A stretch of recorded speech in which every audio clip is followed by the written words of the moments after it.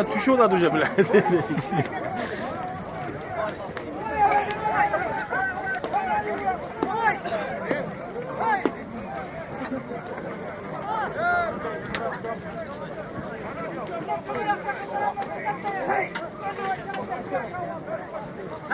Ulan kazandı mı? Hazır mı? Sana gelsin.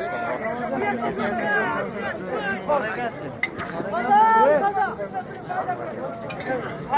Kaçar mı? Ben bir daha gelmezsem.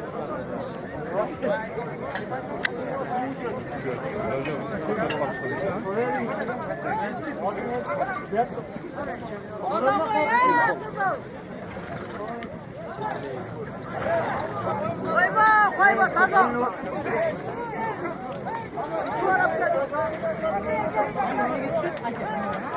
Vay yeter abi Mehmet yattı.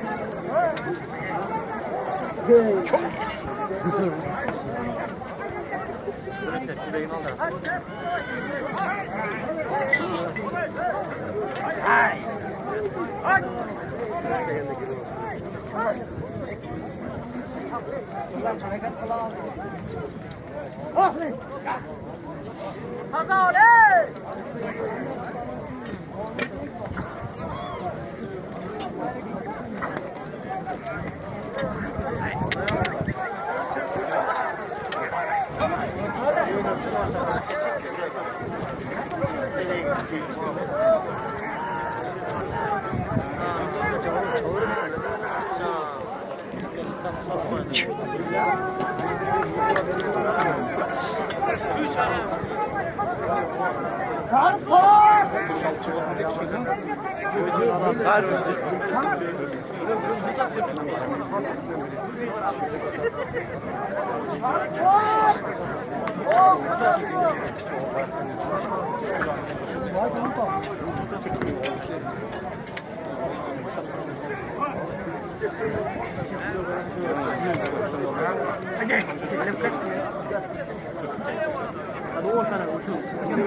Amına cana karasular.